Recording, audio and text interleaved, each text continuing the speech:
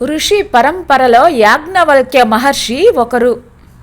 యాజ్ఞవల్క్యునకు 5వ ఏట అక్షరాభ్యాసము, 8వ ఏట ఉపనయనము జరిగింది. యాజ్ఞవల్క్య మహర్షి భాష్కలుని వద్ద ఋగ్వేదము, జైమిని వద్ద సామవేదము, అరుణి దగ్గర అధర్వణ వేదాన్ని, వైశంపాయని దగ్గర యజుర్వేదాన్ని అభ్యసించాడు.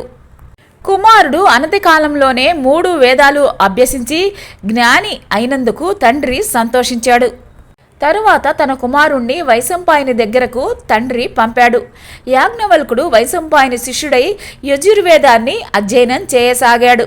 మరెన్నో విషయాలు గురువు నుంచి తెలుసుకోసాగాడు. క్రమంగా యాజ్ఞవల్కునికి అహంకారం, విద్య, మదం వచ్చాయి. ఒకరోజు వైశంపాయనుడు తన మేనల్లుడు అవినీతిగా సంచరిస్తున్నాడు అని తెలుసుకొని కోపంతో మేనల్లుడిని ఒక్క తన్ను తన్నాడు. బ్రాహ్మణుణ్ణి కాలితో తంతే అది బ్రహ్మహత్యతో సమానం అవుతుంది. ఈ పాపం నుంచి ఎలా దూరం అవ్వాలి అని వైశంపాయనుడు శిష్యులందరికీ చెప్పాడు. యాజ్ఞవల్కుడు, గురువర్య, ఇది ఎవరి వల్ల నశించదు, నేనొక్కడినే ఆపగలవాడను అని గర్వంగా పలికాడు.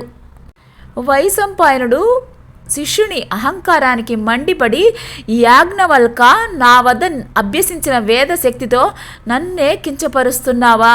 నేను నేర్పింది నా వద్ద కక్కి వెంటనే ఆశ్రమం విడిచిపో, గురుద్రోహి అని పలికాడు. దీంతో యాజ్ఞవల్కుడు గురువు పాదాలపై పడి శోకించాడు, కరుణించమని వేడుకున్నాడు. యాజ్ఞవల్కుడు తన తపోబలంతో వైశంపాయనుడి బ్రహ్మహత్య దోషాన్ని తొలగించాడు. రక్తం రూపంలో తను నేర్చుకున్న వేదాలను కక్కి వెళ్ళిపోయాడు. ఈ కక్కిన పదార్థాన్ని తిత్తిరి పక్షులు తిన్నాయి. అవి తిరిగి ఉపనిషత్తులు అయ్యాయి. అవే తైత్తిరీయ ఉపనిషత్తులుగా ప్రసిద్ధి చెందాయి. తర్వాత యాజ్ఞవల్క్యుడు సూర్య భగవానుణ్ణి ఆరాధించాడు. శుక్ల యజుర్వేదాన్ని గ్రహించాడు. గురువు కన్నా అధికుడయ్యాడు. ఆ తర్వాత సరస్వతీదేవిని ఉపాసించి సమస్త విద్యలు సంపాదించాడు. ఈ విధంగా అతడు అమానుష విద్యానిధి అయ్యాడు. ఇతని ప్రథమ శిష్యుడు కణ్వుడు. ఒకసారి జనకుడు యాగం చేస్తూ మహర్షులందరినీ ఆహ్వానించాడు.